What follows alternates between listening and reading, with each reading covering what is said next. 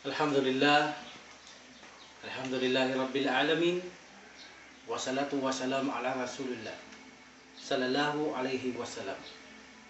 Ahlan wa sahlan wa marhaban fi darsi al-lugati Arabiyyah min al-Qur'anil Karim. Assalamualaikum warahmatullahi ta'ala barakatuh. So ipagpapatuloy natin ang ating pag-aaral sa nakaraan. Sabi ko ay sa susunod, inshallah, punta tayo ng tamarin or tamarinon. Ibig sabihin ng tamarinon ay exercise o pagsasanay. Kaya naman buklatin ninyo ang inyong mga books na aking pina-download. Ang lesson in Arabic language book 1, no? Yung pinost ko sa inyo, i-download nyo, importante yan. Okay? So, page 7 tayo ngayon. Page 7.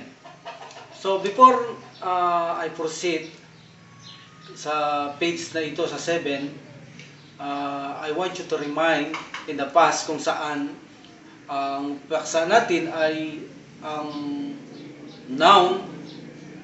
Ang noun, alam natin ang ibig sabihin nito ay nagbibigay ng complete words.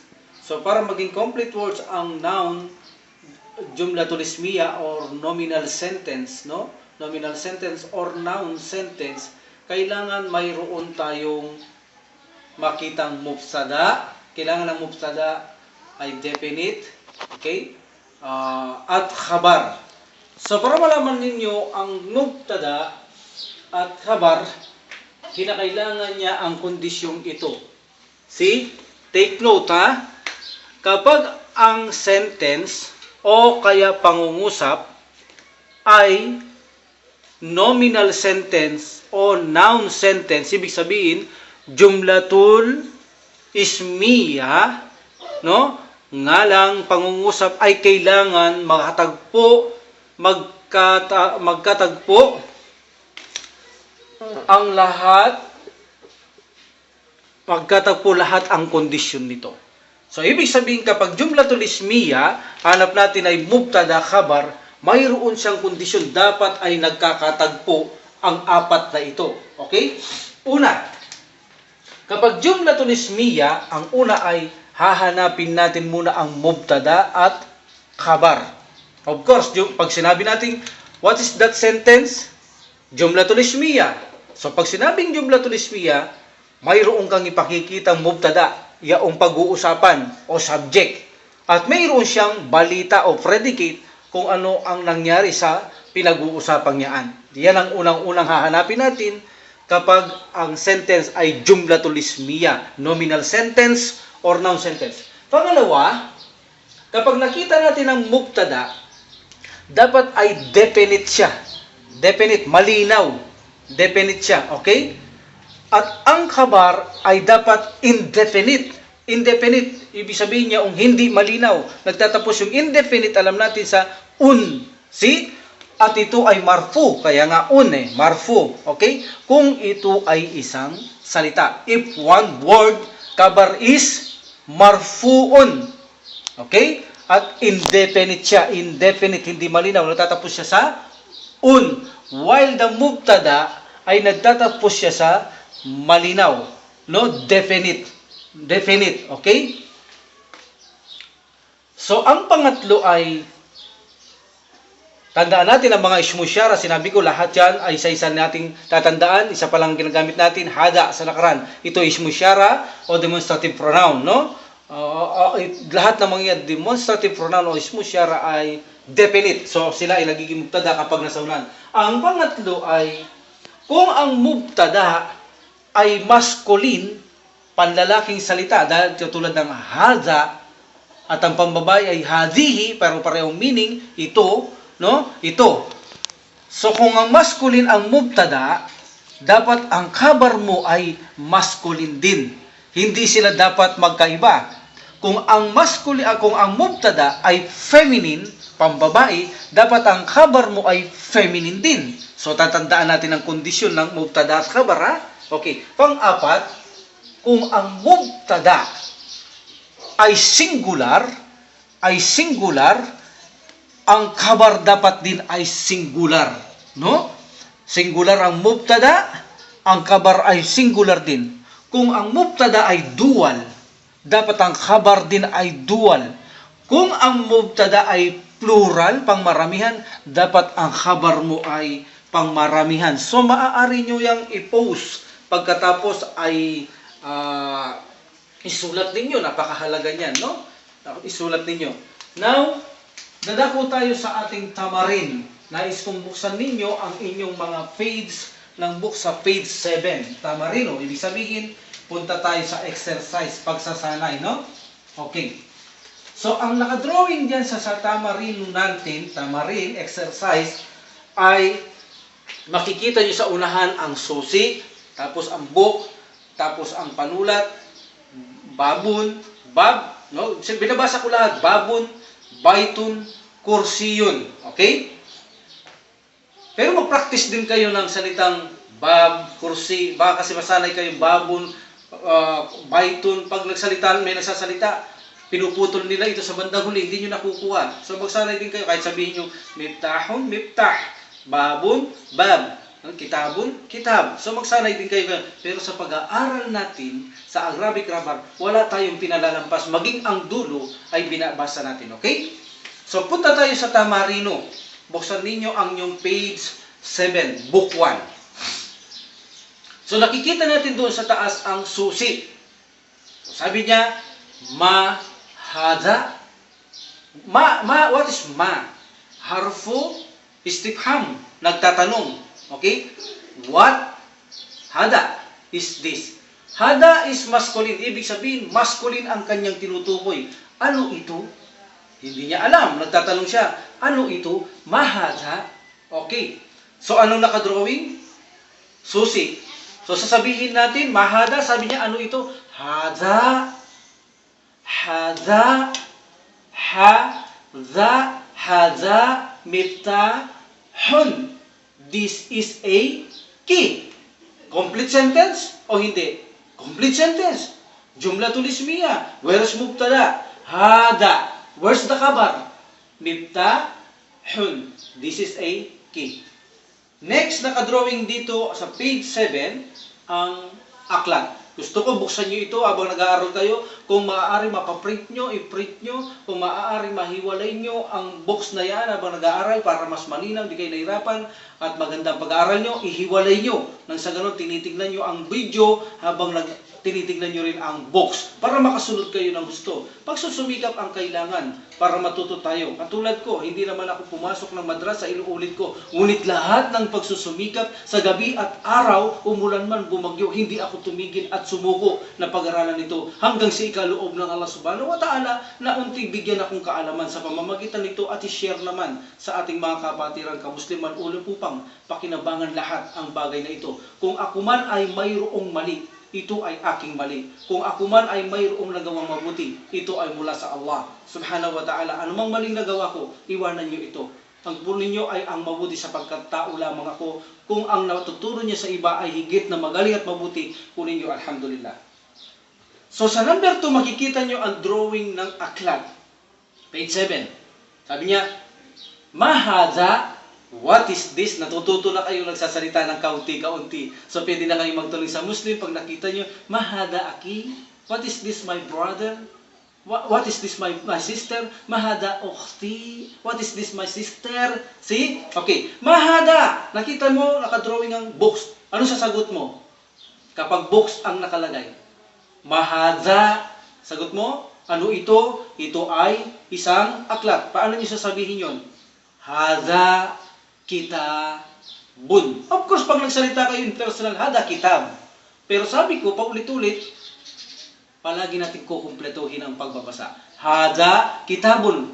Para makita natin kung alam nyo talaga ang kabar. Ang kabar ay nagtatapos indefinite. See? Kasi kung sabihin kong hada kitab, baka hindi ko rin alam kung ang layunin ninyo, hindi nyo alam kung kitabo lang o kitabun. Kaya naman sa pag-aaral, linalagay natin lahat. So, hada kitabun. Kitabun. If one word, khabar is indefinite. Nasaan indefinite? Always natatapos siya. Okay, lahat ng ha ismu isyara like hada, hadihi, dalika, tilka, aulai, ulaika, ang lahat ng ito ay ismu isyara, pero isa-isa, dahan-dahan, step by step ang pag-aaral para hindi kayo mabigatan sa pag-aaral, inshallah. So ang pangalawang drawing, sabi niya mahada, hada, mubtada, kitabun. This is kabar. Number 3, nakadrawing dito ang panulat. Sabi niya mahada, hada, kalamun. See? Panulat ay kalamun. Next, nakadrawing ang pintuhan. Paano niyo sasabihin to? Mahada. What is this? Sabihin niyo, ano sasabihin niyo? Pintuhan. Nakabukas ang pintuhan. O kahit nakasara. Ano sa Arabic ang pintuhan? Hada. This is a door. Hada babun. Hada bab. Hada babun. Next, nakasulat ang bahay. Panglima, sa page 7 ng book 1. Tinanong siya, mahada. Bahay, this is a house. Hada baytun. Hada baytun. Hada mubtada, baytun marfuun, indefinite. If one word, this is a khabar, subject, news, balita doon sa tinatanong. Ano ito? Ito ang pinag-uusapan, itong tinatanong. Ito, ano ito? Anong balita sa ito? Ay isang bahay. Yun ang balita, khabar. Next, sa bandang ilalim ay nakalagay ang upuan. What is in Arabic in upuan? Kursiyun. Kursiyun. Okay, sabi niya, mahada. Hada. Kursi. Yun. See? Kung titingnan nyo, hada, miftahun, hada, maskulin, miftahun, maskulin. Hada, kitabun, hada, maskulin, kitabun, maskulin. Hada, singular, kitabun, singular. Wala tayo sa plural. Halimbawa, bigyan ko kayo ng plural, kutubun. Hindi mo pwedeng gamitin ang hada, kutubun. Hada is singular, kutubun is plural. No, they are not match. Dapat palaging match. Kung kutubun plural, dapat gagamitin mo sa hada ay palitan mo ng plural din. Okay, inshallah makakarating tayo dyan. So, nakikita nyo, hada kalamun, hada babun, hada baytun, hada kursiyun. All of them is match. Masculine, masculine, singular, singular. See, makikita nyo, masculine to masculine, singular to singular. Okay? Now, next page. Page 8. Tsaka ko na rin ituturo ang mga number. Mayroon din tayong pag-aaral sa mga numero, paanong tamang pagbilang at batas nila. Inshallah ngayon, hindi ako gagamit muna ng salitang mga numero. Inshallah, tuturo natin yan. Okay? Okay. Tamarino, number 2. Exercise number 2. Ano ang nakadrawing sa page 8? Masjid. Ang unang nakadrawing ay masjid. Now, ahada baytun. So, masjid ang nakadrawing. So, sabihin ko ngayon, ahada baytun. Okay? Ahada baytun. Samantalang masjid ang nakasulat. See? Masjid ang nakadrawing. So, sasabihin ko ngayon, what is a? Harfu istifham or hal. They are the same. Harfu istifham means sila ay katagang nagtatanong. So, kasama sila sa harf or particles. Tatlong salita. Inulit ko. Noun, verb, at particles. So, particles ang hal or kaya a. Pagtatanong. Harfu istifham. Ahada. Baytun, is this a house? Bahay ba ito? Anong nakadrawing? Masjid. Anong sasabihin mo? La. See? No. Hada. Masjidun. La. Hada. Masjidun. What is la? Pagsagot. Harfu jawab. Katagang nagsasagot. Kasama rin siya sa particle. So, la. What is hada? Mubtada. Where's the khabar? Masjid. Hada masjidun. La, hada masjidun. So, anong tinanong niya kanina? Ahada baytun. Sabi niya, di ba? Is this a house? Eh, masjid ang nakadrawing. Kala niya siguro, ito ay bahay. So, sabi niya, no, la, hada masjidun. Hada mubtada. Masjidun is kabar. Okay? Next. Nakadrawing sa number 8, page 8 ang panulat. Pen. What is pen? Kalamon. Okay. So sabi niya, ahada miftahun. Is this a key? Miftah? Miftahun is a key. Susi. Sabi niya, ahada or hal hada or ahada same. Hal at saka harfu istifham, they are the same. Pero ginagamit natin dito, ahada miftahun, is this a key? Ano nakasulat? Nakadrawing. Fen. La. Hada. Kalamun. Ko. La. Mun. Kalamun. Okay? Ko. Matigas. Hindi cap. Kundi ko. La. Mun. Hada. Kalamun. Okay? This is a fen. Sabi niya, tinanong niya, ito ba isang susi? Ahada miftahun? La, hada kalamun. Ito ay isang panulat. Kalamun. One word, tandaan nyo, kabar is always indefinite. Un. Okay? Next. Anong nakadrawing? Number 3. Damit. O, sabi niya, ahada kamisun? Is this a shirt? Ano sagot mo? Shirt dito. Naam. What is naam? Harfu jawab. They are the same. La. Sila ay sumasagot. Sila ay kasama sa salitang particles. Particles. Harf. Okay? So, ahada kamisun? Naam. Bakit yes? Sapagkat kamisun ang tinuturo eh. Shirt ang nakadrawing. So, naam. Hada kamisun. Hada mubtada. Kamisun is khabar. Next. Star ang nakadrawing. Tandaan niyo, puro singular muna na tayo. Masculine to masculine. Okay? Ahada najmun. What is star? Najmun. Ahada najmun. Is this a star? Naam. Hada najmun. Naam. Hada najmun. Hada mubtada. Najmun. Najmun indefinite. Un. Because one word is, if the khabar is one word, they always indefinite. Un. Okay? So next, page 9. Ikra waktub. Tamarin number 3. Exercise number 3. Ikra waktub. Read and write. Okay? Huwag na tayong kung gusto niyo mag-write sa bahay niyo, alhamdulillah, it's better. Better much more ang magsulat kayo. Mabilis kayo, bibilis na kayo magsulat, matuto pa kayo, mabibilis pa ang memory nyo. Totoo yan, inshallah. Dahil ako ay hindi ako nagtitigil magsulat. Lalong alam ko, naranasan ko, experience ko, napakabilis matuto kapag ikaw ay nagsusulat. Inshallah, totoo ito. Sundin nyo lang ako, inshallah. Sa paitulutan na subhanahu wa ta'ala, naway pagkalog niya sa iyan. So, ikra waktub. Read and write. So, makikita nyo dito, wala na silang haraka. Walang vowels ang mga nakasulat. So, maaari nyo itong bigyan ng araka ayon sa pinag-aralan natin unang vocabulary. Kaya tatandaan ninyo, dapat ay palagi nyo isaulo ang mga vocabulary upang lalo kayong ganahan mag-aral. Marami ang nag-aaral ng luga sa unang masipag sa bandang huli. Tinatamad. Dahil bakit? Ayaw na kasing i-memorize ang mga tinuturo ng mga teacher o lalo ng mga vocabulary, kaya nahihirapan sila.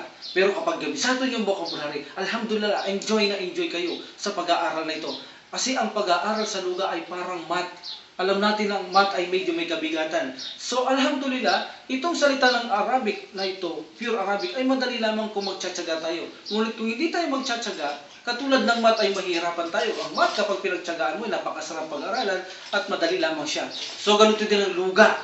Lugatul Arabiya, lalo itong enjoyment kapag nag-aaral ka. See? Kaya kailangan tsaga lang. Tsaga at tibok ang mga vocabulary pag sumikapan natin na ito ay mamemorya natin. No? Okay. So makikita nyo doon sa hunang sample, ikra waktub, hada maktabun. Pagbabasa, una dito. See? Tapos paganyan. Tapos second line, paganyan din. Una sa kanan, paganyan, papuntang left. Okay? So, what? Page number 9, Tamarino number 3, exercise number 3, ikra waktub, read and write. Hada maktabun. What is the meaning of hada maktabun? Pwede nyo i-post. Post. Then, sagutin ninyo.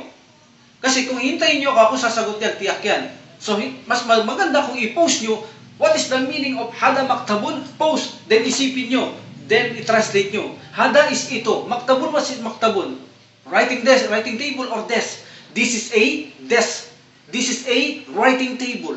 Where's the mubtada? Sabihin nyo. Ito ba ay jumlatul ismiyah? Kapag jumlatul ismiyah, nandun ang kabar, nandun ang mubtada. Yes, this is jumlatul ismiyah. Nominal sentence or noun sentence. If this is jumlatul ismiyah, this is a nominal sentence. Of course, there's a kabar, there's a mubtada. Mubtada is definite. Kabar is indefinite if one word. Un. Where is the mubtada? Hada kitabun. Anong subject? Hada. Ito ang pag-uusapan. Hada. So, anong balita sa hada? Anong pag-uusapan natin? Ito, ang balita dito ay maktabun. Hada, mubtada, maktabun, one word, un. This is khabar, news or predicate. Next, hada masjidun. This is a post. Post nyo. Then, sagutin nyo. Then, lagay nyo mubtada, khabar. Tandaan ninyo lahat ng demonstrative pronoun, ismu isyara. They are all definite. Okay? So, pag nauna sila, maaaring karamihan sa kanila ay mubtada. All of them. Okay? Hada masjidun. What's the translation? This is a masjid. Hada is masculine. Masjidun is masculine. Hada is singular, pangisaan. Masjidun ay isahan. So, much. Okay? Tandaan nyo yung sinulat ko kanina kung saan dapat nyo yung isulat at i-memorize. Next, hada kalamun. What is hada kalamun? This is a pen. Next, right. Second line. Hada sarirun. What is sarirun? Bed. This is a bed. Mubtada hada, sarirun is khabar. Mahada. See, mababasa niyo doon. Mahada. Hada is masculine. Masculine ang tinatanong. So, halimbawa, ito ay chair. Hada kursi yun. Hada, mubtada, kursi yun. One word, khabar. Matatapos siya indefinite. Ahada baitun. Basahin niyo yung box. Third line. Sa kanan, papunta kaliwa. Ahada baitun. Ay nakalagay masjid. Ano sabi? La. Hada masjidun. Hada masjidun. Like for example, magtanong ako ngayon, mayroong susi. Ano ito? Mahada. Ano sagot nyo? Pause. Hada miftahun. Hada miftahun. Okay? This is a key. This is a key. So inshallah, sa susunod ay ipagpapatuloy natin ang ating pag-aaral sa Arabic grammar inshallah.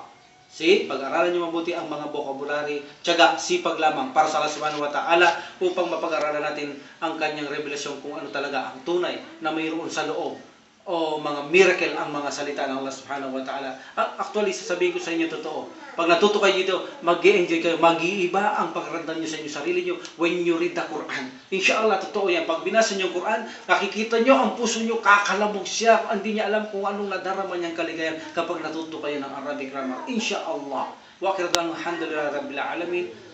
Wassalatu wassalamu ala rasulillah. Subhanaka lahumma wa bihamdik. Asyhadu an la ilaha illa anta astaghfiruka wa atubu ilaik. Assalamualaikum warahmatullahi ta'ala barakatuh.